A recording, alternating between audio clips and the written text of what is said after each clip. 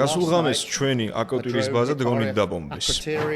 ეს გახლავთ კვიპროსის სამხრეთ-დასავლეთით მდებარე ბრიტანეთის აკროტირის ავიაბაზა, რომელიც 1 მარტის ღამეს ლიბანიდან გაშვებულმა ირანული წარმოების შაჰიდის ტიპის დრონმა დაბომბა. ეს თავდასხმა აღმოჩნდა გარდამტეხი მომენტი, რომლის შემდეგაც ნათელი გახდა, რომ ახლო აღმოსავლეთის ომი ევროპის ზღურბლთან მოვიდა.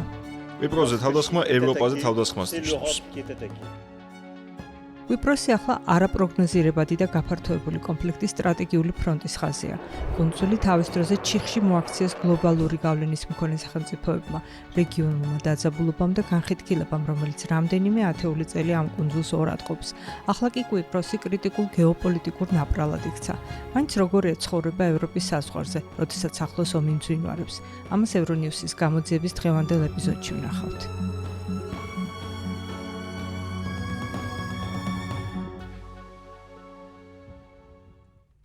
კვიპროსში მდებარე ორი ბრიტანული სამხედრო ბაზა მხოლოდ რუკაზე გავლებული ხაზები არ გახლავთ. ეს ბრიტანეთის სუვერენული ბაზებია, რომელთა გარშემო ველური ბუნების გარდა სოფლებიც მდებარეობს.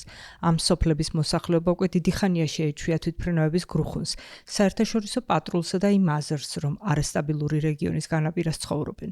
ამ კუნძულს ძალიან მნიშვნელოვანი მდებარეობა აქვს. აქედან დაახლოებით 1000 კილომეტრია სირიამდე, 180 კილომეტრი ლიბანამდე და 200 კილომეტრზე ცოტა მეტი ისრაელამდე. ირანი 1000 კილომეტრის დაშორებითაა. მე ახლა ბრიტანეთის აკროტირის სუვერენულ ბაზაზე შევდივარ. აუცილებლად უნდა იცოდეთ, რომ ბრიტანეთის ეს სუვერენული ტერიტორია გაცილებით დიდია, ვიდრე თავად სამხედრო ბაზა და 9 თემს მოიცავს, სადაც დაახლოებით 40,000 ადამიანი ცხოვრობს. აკროტირი ბაზის მიმდებარე მთავარი სოფელია, რომელსაც მჭიდრო კავშირი აქვს ბაზასთან. ამ სოფლის მოსახლეობის მესამედი იქ მუშაობს, ვიხსნის სოფლის მერის მოადგილე.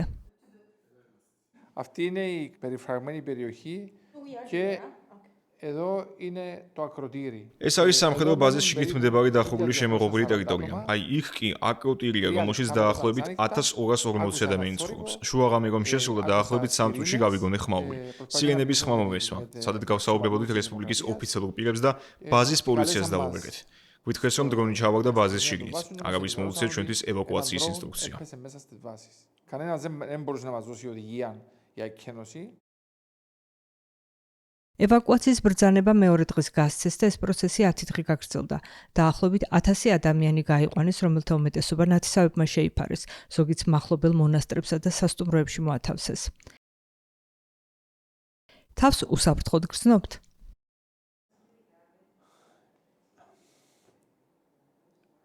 I don't know if I have I am ready to არ ვიცი რამდენად მზად ვარ ამ კითხვას უპასუხო, მაგრამ გონია რომ რაკი ჩვენ ირგვლივ ამდენ თავდაცვის ზომას ვიღებენ, ძალიან რთულია ბაზებზე თავდასხმა. Πολύ δύσκολο να ξεφύγει κάτι να έρθει προς τις βάσεις. კვიპროსი, რომელიც ამჟამად ევროპის კავშირის საბჭოს როტაციული პრეზიდენტია, ნატოს წევრი არ არის და თავდაცვის თვალსაზრისით მოკავშირეების იმედია. დიდმა ბრიტანეთმა ამერიკის შეერთებულ შტატებს კვიპროსში განთავსებული სამხედრო ბაზების გამოყენების უფლება მისცა თავდაცვითი ოპერაციებისთვის. დრონით თავდასხმის შემდეგ საფრანგეთმა, იტალიამ, ესპანეთმა და ნიდერლანდებმა კვიპროსზე საკუთარი საზღვაო ძალები გაგზავნეს. საბერძნეთმაც გაგზავნეს სამხედრო დახმარება. ერთი თვის შემდეგ, როდესაც კვიპროსზე ჩავედი, დრონით თავდასხმა თითქმის აღარც ახსოვდათ. არსად ჩანდა რომელიმე სამხედრო გემი. ცაში კი 1-2 სამხედრო თვითმფრინავი დაფრინავდა. ახლო აღმოსავლეთში მიმდინარე ომსა და დრონით თავდასხმაზე ხალხს საუბარი არ სურს. არაფერი შეცვლილა, ცხოვრება ძველებურად გრძელდება. ხანდახან ავიხედავ ხოლმე ცაში, რამე ხომ არ მომფრინავს ისე, რომ თავს დაგვესხას. იზოლირებულმა ინციდენტმა, როგორც მას ოფიციალური პირები უწოდებენ, გარკვეული ხარვეზები გამოავლინა. კურიონის მერი გვეუბნება, რომ კვიპროსის რესპუბლიკას ევაკუაციის ან სამოქალაქო თავდაცვის რამე ზომის მიღების არავითარი უფლება არ აქვს მისი მუნიციპალიტეტის 60%-ის ფარგლებში. მათ შორის არის აკროტირიც, რადგან ეს ტერიტორია ბრიტანეთის სუვერენულ ბაზას ეკუთვნის, რომელიც ბრიტანეთს ექვემდებარება. ჩემი აზრით ამ თავდასხმამ აჩვენა, რომ არავინ იყო მზად ამისთვის, განსაკუთრებით სუვერენული ბაზებია. არავით არ ისა და დაგიგო და საევაკუაციო გეგმა არ გვაქვს ბრიტანეთის სუვერენულ ტერიტორიაზე. ზოგადად როგორი დამოკიდებულება ამ ბაზების მიმართ? გჯერა რომ რაღაც უნდა შეიცვალოს და უფრო მკაფიოდ გაიმიჯნოს ვისი მთავრობა რაზეა პასუხისმგებელი, განსაკუთრებით სამოქალაქო თავდაცვის საკითხებში. მე ერთადერთი მერი ვარ კვიპროსზე, რომელსაც ორ სხვადასხვა კანონმდებლობასთან და ორ მთავრობასთან უწევს ურთიერთობა. I'm the only mayor in Cyprus that has to deal with two different legislations and basically two different governments. მაგრამ თავდასხმამ უფრო სიღრმისეული წინააღმდეგობა გამოავლინა. როგორ გონიათ ეს ბაზები საფრთხეს ხომ არ ქმნის? After the incident last month მაგის ინციდენტის შემდეგ ხალხმა თანდათან შეიცვალა აზრი და განწყობა. მათ მიაჩნიათ, რომ მეზობლად ისეთი სამხედრო ბაზის არსებობა, რომელიც ასე ღრმად არის ჩართული ახლო აღმოსავლეთის კრიზისში, ეს კრიზისი კი განუწყვეტლივ მეორდება, საფრთხეს უქმნის ჩვენს ქვეყანას. It's becoming a threat to the country. ბრიტანეთის აკროტირისა და დეკელის ორი სამხედრო ბაზა 250 კვადრატული კილომეტრის ფართობს იკავებს, რაც კვიპროსის ტერიტორიის დაახლოებით 3% შეადგენს. ეს ფართობი მაშინ გადაეცათ, როდესაც 1960 წელს კვიპროსმა ბრიტანეთისგან დამოუკიდებლობა მოიპოვა. დრონით თავდასხმის შემდეგ კვიპროსის მემარჯვენე მთავრობამ ბაზების განთავსების საკითხი წამოჭრა, რომელიც უკვე კარგი ხანია პოლიტიკური უთანხმოების საგანია. მსახიობი, ტელეწამყვანი და აქტივისტი მელანი სტელიუ იმ საზოგადო მოღვაწეთა შორისაა, რომლებიც ბრიტანულ ბაზებს კოლონიალიზმის მემკვიდრეობად მიიჩნევენ. იგი მაისში დაგეგმილ საპარლამენტო არჩევნებზე საუბრობს, რომელშიც მელანი მემარცხენე ალიანსის აკელის წარდგენილი კანდიდატია.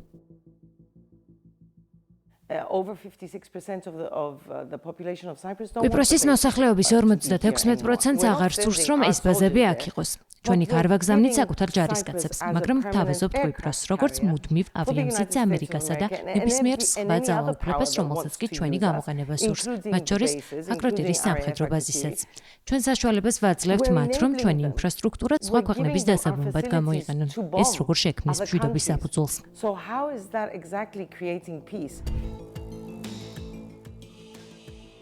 კვიპროსის თავდაცვისა და საკარო საქმეთა მინისტრებმა უარი მითხრეს თხოვნაზე, რომ ბაზების მომავალსა და საკვანძო გეოპოლიტიკურ საკითხებზე აზრი გამოეთქვათ. როგორც ჩანს, ყურადღებას ძირითადად ეკონომიკაზე ამახვილებენ, განსაკუთრებით ტურიზმზე.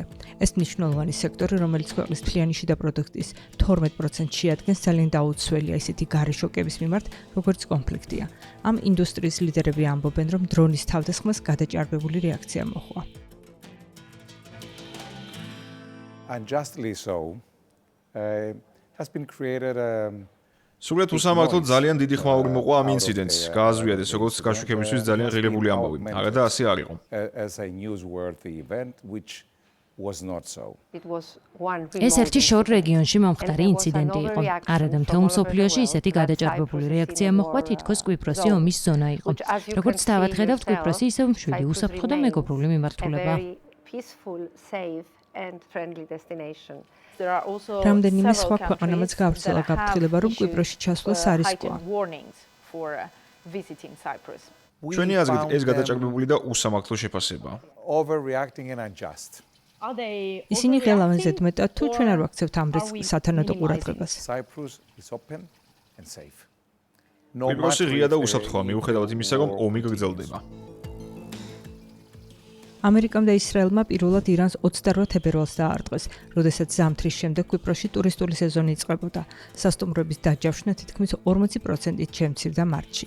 კვიპროსის ტურიზმის მინისტრის მოადგილე აცხადებს, რომ სექტორზე საბოლოო გავლენა იმაზეა დამოკიდებული, თუ რამდენ ხანს გაგრძელდება კონფლიქტი.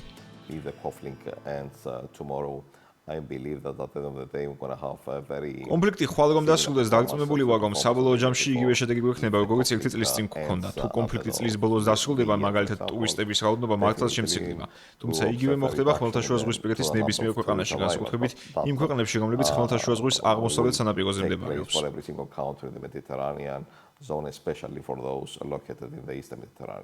კვიპროსი არ არის ჩართული კონფლიქტში, მაგრამ ის ძალიან ახლოს არის არაპროგნოზირებადი ომის ზონასთან. I disagree with you. We are not so close. We are just belonging არ გეთანხმებით, აქ ისე ახლოს ვართ, უბრალოდ რუკაზე ჩანს ასე, სინამდვილეში რამდენიმე 1000 კილომეტრით ვართ დაშორებული კონფლიქტის ზონას. ჩვენ არ ვართ ჩართული ამ პრობლემაში. ჩვენი მიდგომა ყოველთვის ის იყო, რომ აღმოსავლეთ ხმელთაშუაზღვისპირეთში მშვიდობისა და სტაბილურობის საყრდენი ყოფილიყავით. და მაინც აკითხავენ რამდენად ცვლის ახლო აღმოსავლეთის ომი ამ კუნძულის ცხოვრების რიტმს.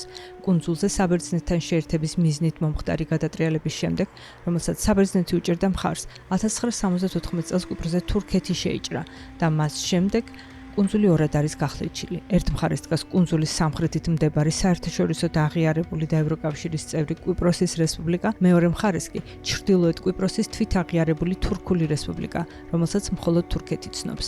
მათ ერთმანეთისგან 180 კილომეტრიანი გაეროს ბუფერული ზონა, მწვანე ზოლი ყოფს. ნიქოზია მსოფლიოში უკანასკნელ გახლეჩილ დედაქალაქად ითვლება, რომლის ცენტრსაც ლედერის ქუჩაზე მოწყობილი საბაჟო გამშვები პუნქტი ორად ყოფს. ამ წუთა შევაბიჯე ქვეყანაში, რომელიც ოფიციალურად არ არსებობს. ჩრდილოეთ კვიპროსი პოლიტიკურად თურქეთზეა დამოკიდებული, რომელიც ახლო აღმოსავლეთის კრიზისის მთავარი მოთამაშეა. მას შემდეგ, რაც ევროკავშირის ქვეყნებმა საკუთარი სამხედრო ძალები განალაგეს სამხრეთში, პასუხად ანკარამ F-16 ტიპის ავიაგამანადგურებლები გაგზავნა ჩრდილოეთისკენ, რასაც დავა მოჰყვა. ამ საკითხზე კითხვა თვით აღიარებული თურქული კვიპროსის ადმინისტრაციას დავუსვი. თანამედროვე თურქეთის მამის, ათათურქის პორტრეტის ფონზე ვიჯექი და ვესაუბრებოდი ხისტი პოლიტიკური კურსის მქონე საგარეო საქმეთა მინისტრს, რომლის თანამდებობაც ოფიციალურად არც არსებობს. ისეთი განცდა მქონდა თითქოს სამ განზომილებიანი ისტორიის სახელმძღვანელოში ვიმყოფებოდი. რატომ მიიღეთ რამდენიმე F-16 ტიპის თვითმფრინავი? რათა მსოფლიოსა და ბერძენი კვიპროსელებისთვის მეჩვენებინა, რომ თურქ კვიპროსელებს მხარს უჭერს და მათ უსაფრთხოებას უზრუნველყოფს დედასამშობლო თურქეთი, ნებას არ მივიცოთ, რომ კუნძულზე 1974 წელს დამყარებული სამხედრო ბალანსი შეიცვალოს. თუ ბერძენი კვიპროსელები რაიმე ისეც გააკეთებენ, რაც კუნძულის არსებულ სამხედრო ბალანსს დაარღვევს, მაშინ ჩვენი და თურქეთის უფლებაა მივიქცეთ ისე, რომ ეს ბალანსი აღდგეს. Then it is our right and Turkey's right to make sure that this balance is restored. ჩრდილოეთ კვიპროსის ტერიტორიაზე დაახლოებით 40,000 თურქი ჯარისკაცი დგას. ბერძნული კვიპროსის მხარეს მათი გაყვანა სურს, მაგრამ თურქული კვიპროსის მხარე დაჟინებით ამტკიცებს, რომ ისინი მათი დაცვის გარანტია მანამდე, სანამ სამშვიდობო შეთანხმებას მიაღწევენ. ოფიციალური მოლაპარაკებები 2017 წლიდან ჩიხშია შესული. ეს კონფლიქტი ხომ არ აფართოებს ჩრდილოეთ და სამხრეთ კვიპროს შორის არსებულ ბზარს. Obviously, the Turkish Cypriot people, they are რა თქმა უნდა, თურქი კვიპროსელები უფრო მეტად ხვდებიან, რომ ბერძენი კვიპროსელები არ აწარმოებენ კეთილგანწყობილ პოლიტიკას, რომელიც პატივისცემს თურქი კვიპროსელების უფლებებს, თურქული კვიპროსის არსებობასა და სუვერენიტეტს. Turkish Cypriot entity, Turkish Cypriot sovereignty. ნაციონალისტები ჯერ კიდევ უმრავლესობით არიან წარმოდგენილი ეგრეთ წოდებულ პარლამენტში, თუმცა მათი შეხედულებები თანდათან კარგავს მხარდაჭერას. 2025 წლის საპრეზიდენტო არჩევნებშიც მემარცხენე ოპოზიციური ფრთის ლიდერმა გაიმარჯვა. მიუხედავად ამისა, ანალიტიკოსები ამბობენ, რომ მიმდინარე რეგიონული კრიზისი კუნძულის გაერთიანების შესაძლებლობას ახლო მომავალში კიდევ უფრო ამცირებს. The most obvious outcome would be a deepening of the separation because people will become entrenched. ყველაზე მოსალოდნელი შედეგი განხეთქილების გაღრმავებაა, რადგან ხალხი კიდევ უფრო განამტკიცებს საკუთარ პოზიციას. ნაკლებად სავარაუდოა, რომ ვინმე მეორე მხარეს გადავიდეს ამ კონფლიქტის გამო, თუ რამე სხვა გარემოება მარუბიც გაამისკენ. თუ გაერო არ ჩაერია და თქვა, რომ კვიპროსის კონფლიქტის გადაჭრა სხვა რეგიონული საკითხების გადაჭრის იმედს მოგცემსო. მაგრამ ჩემი აზრით, გაერო ამ წუთას ცოტა არ იყოს დაბნეულია და დიდი ალბათობით არაფერს ისარგებლოს ამ შესაძლებლობით. At the moment and probably is not going to be interested enough to take up that opportunity. სამხედრო ძალებისა და გეოპოლიტიკის გარდა კუნძულის ცხოვრებაზე კონფლიქტიდან გამოქცეულ ადამიანებსაც აქვთ გავლენა.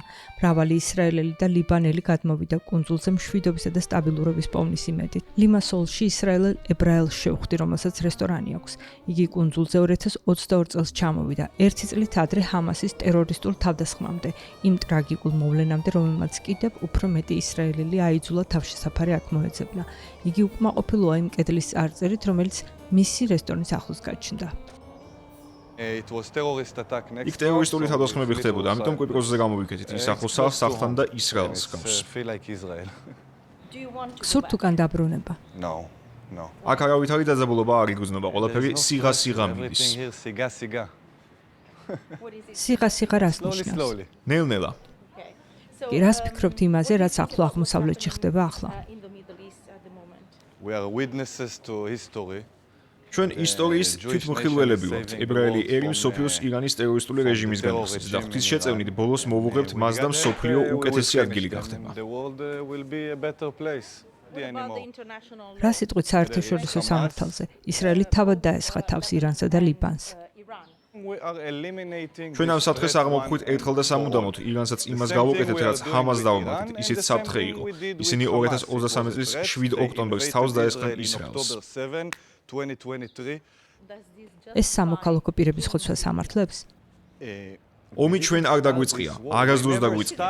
მაგრამ ეს სამოქალაქო პირების ხოცვას თუ ამართლებს? ჩვენ არასოდეს დაგვიწყია ომი, ჩვენ მას ვასრულებთ.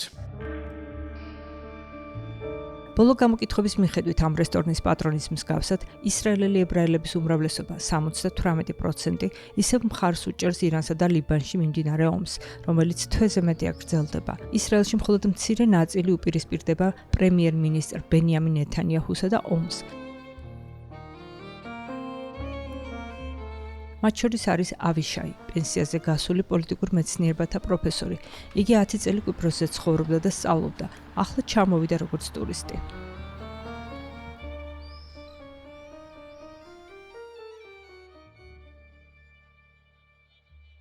ჩემი პოზიციით ვეწინააღმდეგები მთავრობასა და ომს, იმის შემდეგ, რაც ღაზაში ბავშვებმა ბოლო 3 წლის განმავლობაში გადაიტანეს, ვერ წარმომიდგენია, რომ სიძულვილის გარეშე გაიზარდონ. ვხედავ, როგორ იზრდებიან ისრაელში ბავშვები მომავლის შიშით, რომ მთელი ცხოვრება ომში მოუწევთ სიარული. მე 6 წლის ვიყავი, როცა ისრაელი დააფუძნეს. 6 წლის შევედი პირველ კლასში სკოლაში და მუდამ თავშესაფარში ვიყავით ბომბების გამო. ახლა 85 წლის ვარ და ისევ თავშესაფარში ვაფარებ თავს ბომბების გამო.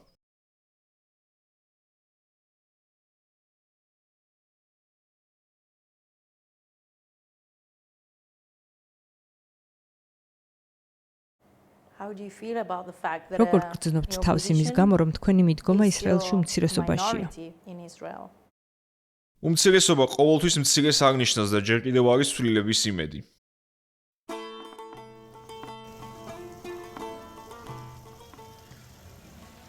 როდესაც ჩემს რეპორტაჟს ვარედაქტირებდი აპრილის შუა რიცხვებში, 2000-ზე მეტი ადამიანი იყო უკვე დახოცილი ლიბანში, მაგრამ რას ნიშნავს ეს სტატისტიკა ფართო საზოგადოებისთვის, რომელსაც ლიბანელი დიასპორაც ეკუთვნის? კვიპროსში 20,000 ლიბანელი ცხოვრობს, რომლებიც შიშისა და ზრწოლვით ადევნებენ თვალს ახალ ამბებს, ზოგი ცდილობს ძველებურად იცხოვროს და ტკივილზე არ იფიქროს. I grew up in Lebanon. Besides the war, I had a great childhood. მე ლიბანში გავიზარდე. ომის გარდა შესანიშნავი ბავშვობა მახსოვს და ლიბანის სილომეზე ისევ ცოცხლობს ჩემში. ის ჩემი ქვეყანაა, ჩემი ხალხია და სადაც უნდა წავიდე, ყველგან ჩემთან იქნება. ლიბანელი ხალხი შეუპოვარია, მაგრამ ახმანების მიერ ლიბანელს რომ ვკითხო აზრი, გეტყვით რომ აღარ უნდა იყოს შეუპოვარი. ყველა დაიხალა, ჩვენ ყველანი დავიღალეთ. They are tired. We are all tired.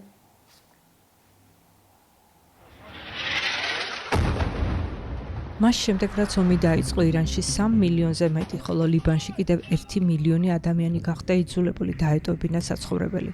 ჰუმანიტარული სააგენტოები ლტოლვილების კრიზისს ელოდებიან. კვიპროსის ხელისუფლება ამბობს, რომ ფხიზლად არის, მიუხედავად იმისა, რომ ქვეყანაში ჯერჯერობით არ შეიმჩნევა ლტოლვილების დიდი ნაკადი. კვიპროსის მიგრაციის მინისტრი დარწმუნებულია, რომ ევროკავშირის ახალი პაქტი მიგრაციისა და თავშესაფრის მოთხოვნის შესახებ საშუალებას მისცემთ თავიდან აირიდონ 2015 წლის მსგავსი კრიზისი. 2015 წელს სირიის სამოქალაქო ომის გამო ევროპას მეორე მსოფლიო ომის შემდეგ ლტოლვილთა ყველაზე დიდი ტალღა მიაწყდა. 2015 წლის ბოლო კრიზისის შემდეგ ვითარება შეიცვალა, ჩვენ უფრო ძლიერი კანონმდებლობა გვაქვს და გვჯერა, რომ ახლა უფრო მომზადებული ვართ ლტოლვილთა ახალ კრიზისთან გასამკლავებლად. მემზადებით ევროკავშირის მიგრაციისა და თავშესაფრის შესახებ მიღებული პაქტის ამოქმედებისთვის ივნისში. ეს საკმაოდ საკამოცო საკითხი იყო. საბოლოო ჯამში კვიპროსში მეტი ხალხის შემოსვლას უჭერთ მხარს თუ ნაკლების?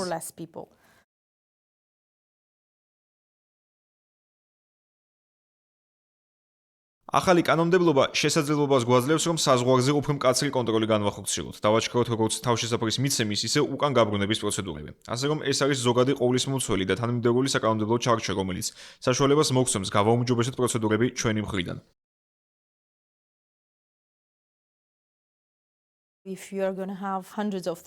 რა მოხდება თუ კი ლიბანიდან ან ირანიდან ასობით 1000 ადამიანი შემოვა? თითოეულ აპლიკაციას შევამოწმებთ, რა თქმა უნდა, რათა დავწუნოთ, რომ ეს პირები ნამდვილად საფრთხეში არიან.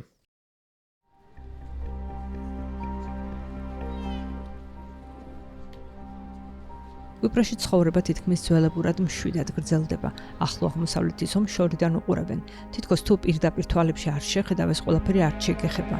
კვიპროსიდან რომ მივემგზავრებოდი ისეთი განცდა დამეუფლა. თითქოს კუნძულზე ომი იმაზე მეტად დაისახა, ვიდრე ამას ხალხი გრძნობს ან ხელისუფლება აღიარებს.